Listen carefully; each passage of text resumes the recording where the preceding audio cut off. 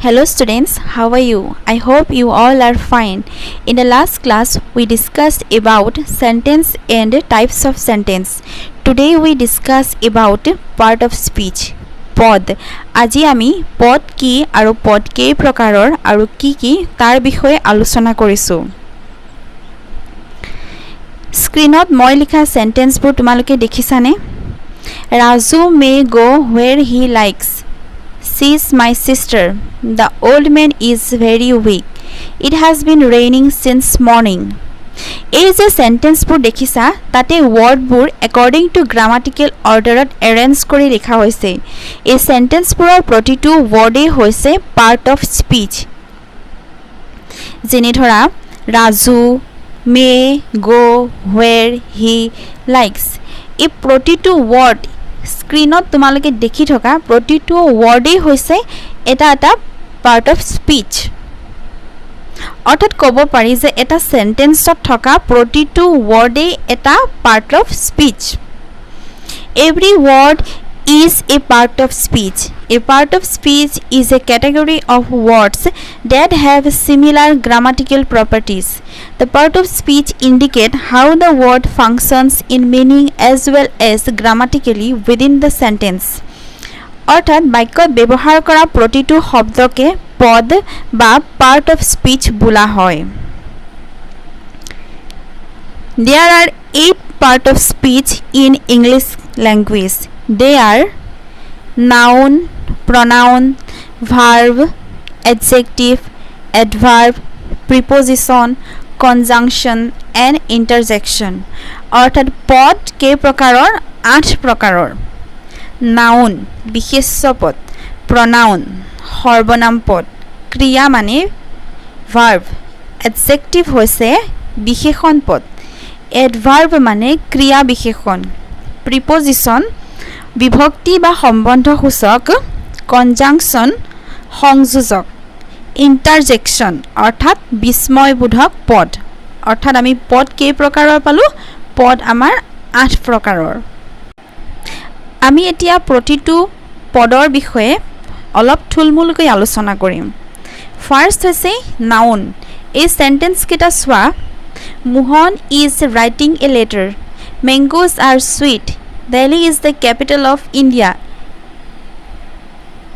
দেখিছানে হাইলাইট কৰা ওয়াৰ্ড কেটা যিবোৰ ওয়াৰ্ডে কোনো মানুহৰ নাম ঠাইৰ নাম বস্তুৰ নাম আদি বুজাইছে সেইবোৰে হৈছে নাউন অৰ্থাৎ a noun is a word for a person place thing or idea nouns are often used with an article the an but not always নাউনৰ আগত কেতিয়াবা দা এ এন আৰ্টিকল কেটা বহুৱা হয় কিন্তু সদায় নহয় আমি নাউনৰ বিষয়ে বহুলভাৱে পিছৰ ক্লাছত আলোচনা কৰিম এটা সেন্টেন্সত নাউনে বেলেগ বেলেগ ভূমিকা পালন কৰে যেনে ধৰা a noun can be a subject direct object indirect object subject complement or object of a preposition etc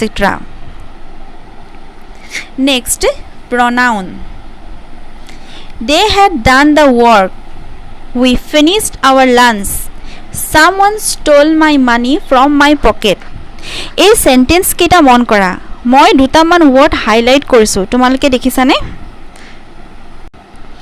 এই হাইলাইট কৰা ওয়াৰ্ড কেটাৰ ঠাইত আমি কাৰোবাৰ নাম লিখিব পাৰো যেনে অৰ্থাৎ নাউন কিন্তু নাউনৰ খলনি আমি সি হি হু হুইচ বা হি তাই হিহত তুমি তোমালোক কোন কোনটো ব্যৱহাৰ কৰিব পাৰি এই ওয়াৰ্ডবোৰে হৈছে pronoun বা অসমীয়াত সৰ্বনাম পদ আমি এইবিলাক সৰ্বনাম পদ কেতিয়া ব্যৱহাৰ কৰোঁ যেতিয়া আগৰ সেন্টেন্সটোত কাৰোবাৰ নামটো লিখা হৈছে পিছৰ সেন্টেন্সটোত আমি কি কৰোঁ তাই বা হি বা হিহত বুলি উল্লেখ কৰোঁ a word that is used instead of noun or pronoun or noun phrase is called pronoun. A pronoun is a word that takes the place of noun and can do all the things that nouns can do. অর্থাৎ এটা সেন্টেন্সত এটা নাউনে যি কাৰ্য কৰে বা নাউনক যিদৰে ব্যৱহাৰ কৰা হয় pronounৰ ব্যৱহাৰ একেই ফৰ এক্সাম্পল কেটা চাই লোৱা সি দে ইট হু হুইচ এটসেট্ৰা এনেকুৱা বহুত উদাহৰণ আছে নেক্সট হৈছে verb Students, look at the screen. These highlighted words are verbs.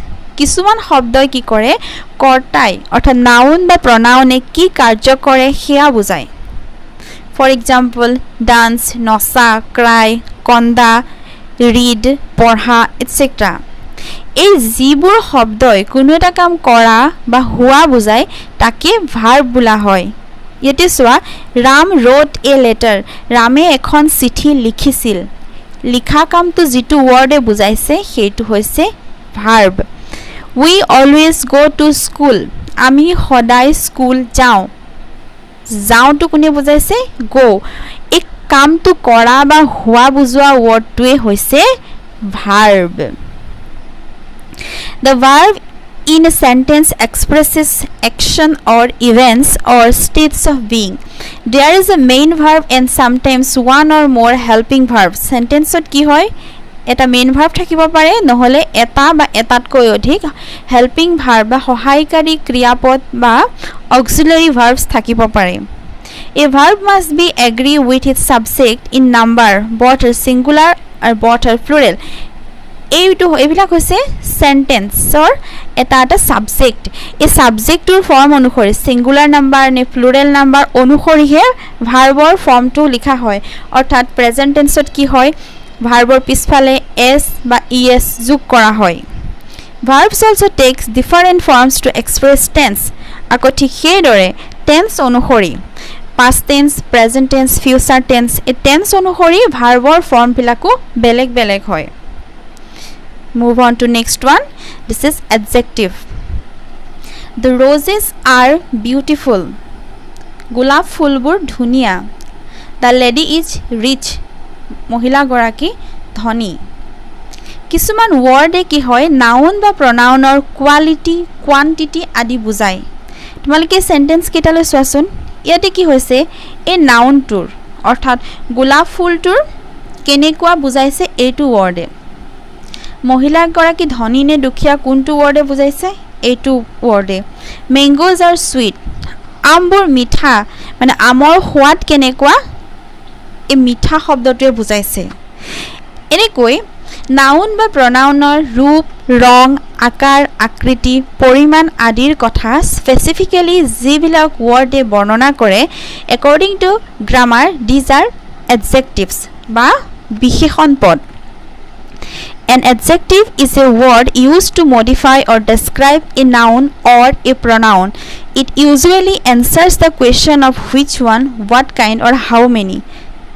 বিশেষণ পদে কি কৰে নাউনটো কোনটো কেনেকুৱা ধৰণৰ বা কিমান এই প্ৰশ্নকেইটাৰ উত্তৰ দিয়ে মই ইয়াতে কেইটামান এডজেক্টিভৰ উদাহৰণ দিছো তোমালোকে চোৱাচোন মিনিংলেছ গৰ্জিয়াছ নাইস ব্ৰেভ কাম ডিলাইটফুল এগাৰ ফেইথফুল এই ওয়াৰ্ড কেইটা লৈ তোমালোকে সেন্টেন্স বনাবলৈ চেষ্টা কৰিবাচোন তোমালোকে বাক্য ৰচনা কৰি মোক দেখুৱাবা Next one is adverb. এবাৰ সোৱা এই সেন্টেন্স কেটা Ram walks slowly. My mother loves me very much. ইয়াতে কিছুমান ওয়াৰ্ড মই হাইলাইট কৰি দিছো। এই ওয়াৰ্ডবোৰে ভাৰ্ব, এডজেক্টিভ বা এডভাৰ্বৰ পৰিমাণ, মাত্ৰা আদি বুজাইছে। প্ৰথমে সোৱা Ram walks slowly. এই সেন্টেন্সটোত ৰামে লাহে লাহে খোজ কঢ়াৰ কথা বুজাইছে। অৰ্থাৎ ৰামে কেনেকৈ খোজ কাঢ়ে? লাহে লাহে খোজ কাঢ়ে। Next one হৈছে My mother loves me very much. ইয়াত আকৌ very much টোৱে কিমান ভাল পায় সেই পৰিমাণটো বুজাইছে। An adverb describes or modifies a verb, an adjective or another adverb, but never a noun. ক্ৰিয়া বিশেষণে কাৰ কথা কয়? ভাৰ্বৰ কথা কয়, এডজেক্টিভৰ কথা কয় বা আন ক্ৰিয়া বিশেষণৰ কথা বুজায় কিন্তু কেতিয়াও নাউনৰ কথা বা নাউন মডিফাই নকৰে It usually answers the question of when, where, how, why, under what condition or to what degree ক্ৰিয়া বিশেষণে কি বুজায় কেতিয়া ক'ত কিমান কেনেকৈ কেনেকুৱা অৱস্থাত বা কিমান পৰিমাণত এই প্ৰশ্নকেইটাৰ উত্তৰ আমি ক্ৰিয়া বিশেষণ পদটোৰ দ্বাৰা পাওঁ Adverbs are for 5 types. Adverb of degree, adverb of frequency, adverb of manner, adverb of place adverb of time মই ইয়াতে তোমালোকক কিছুমান এক্সাম্পল দিছোঁ তোমালোকে সেন্টেন্স বনাবলৈ চেষ্টা কৰিবা প্ৰিপজিশন Assam is rich in minerals. Health is preferable to wealth. The book is on the table. The cat hid under the bed. এতিয়া ইয়াতে যিকিটা ওয়ার্ড হাইলাইট কৰা হৈছে এই on off with for since under এইবোৰ হৈছে প্ৰিপজিশন প্ৰিপজিশন এবিধ ব্ৰিজ ওয়াৰ্ড বা সংযোগ সাধনকাৰী শব্দ ইয়াক নাউন বা প্ৰনাউনৰ আগত বহুৱাই এইবোৰৰ লগত আন শব্দৰ সম্পৰ্ক দেখুওৱা হয় A preposition is a word placed before a noun or pronoun to form a phrase modifying another word in the sentence. Prepositions tells you the relationship between the other words in a sentence. Preposition eta particular sentence or শব্দবোৰৰ মাজত সম্পৰ্ক দেখুৱায় আৰু সম্পূৰ্ণ অৰ্থ প্ৰকাশ কৰে Conjunction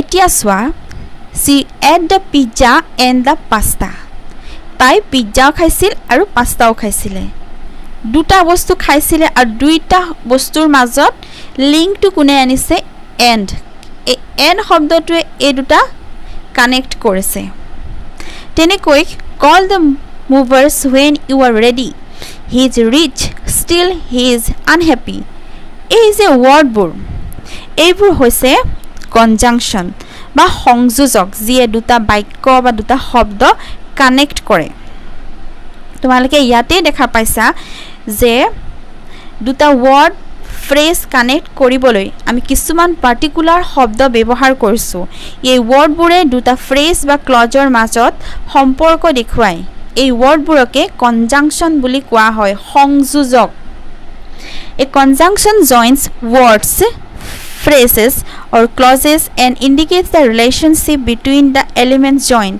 You use a coordinating conjunction and, but, or, nor, for, so, or yet to join individual words, phrases and independent clause. Note that you can also use the conjunctions but and for as preposition. তোমালোকে ইয়াতে সোৱা আমি এই যে যেটা উদাহৰণ দিছো but আৰু for এই দুটাক প্ৰিপজিশন হিচাপেও ব্যৱহাৰ কৰা হয় অলপ আগতে প্ৰিপজিশনৰ কথা কৈ আহিছো গতিকে নিশ্চয় তোমালোকে ধৰিব পাৰিছা Last one is interjection. Hurrah, we won the match. Alas, she failed in the exam. Wow, what a beautiful scenery this is. মনত পৰিছেনে এই ওয়াৰ্ড কেইটা এই ওয়াৰ্ডবোৰ হৈছে কি কোৱাচোন yes these are exclamatory sentence তোমালোকক মই সেন্টেন্স আৰু টাইপস অফ সেন্টেন্সৰ বিষয়ে পঢ়াইছিলো যদি কোনোবাই সেই ভিডিওটো চোৱা নাই তেনে মই লিংক দিছো তোমালোকে গৈ চাই লবা সো তোমালোকৰ মনত আছে নহয় নে এক্সক্লেমেটৰী সেন্টেন্সৰ জৰিয়তে কওঁতাজনৰ আবেগ যেনে ধৰা খং হতাশা দুখ সুখ বিস্ময় আদি অনিয়ন্ত্ৰিতভাৱে প্ৰকাশ পায় কওঁতাই কিছুমান পাৰ্টিকুলাৰ নিৰ্দিষ্ট শব্দ ব্যৱহাৰ কৰি নিজৰ আবেগ প্ৰকাশ কৰে যেনে wow alas hurrah oh etc An interjection is a word used to express emotion আবেগ প্ৰকাশ কৰিবলৈ ব্যৱহাৰ কৰা শব্দবিলাকে হৈছে interjection It is often followed by an exclamation point আৰু যেতিয়া এটা আমি interjection word ইউজ কৰো সেন্টেন্সটোৰ শেষত এই সাইনটো দিয়া হয় ছাত্ৰ ছাত্ৰীসকল আজি মই তোমালোকৰ লগত পাৰ্ট অফ স্পিচৰ বিষয়ে আলোচনা কৰিলো আশা কৰিছো এই ক্লাসটো কৰি তোমালোকে পাৰ্ট অফ স্পিচবোৰ ভালকৈ চিনি পাবা যদি তোমালোকে এই ক্লাসটো কৰি ভাল লাগিছে তেনে হলে এনে ধৰণৰ অনলাইন ক্লাছৰ বাবে চেনেলটো সাবস্ক্ৰাইব কৰি দিবা থ্যাংক ইউ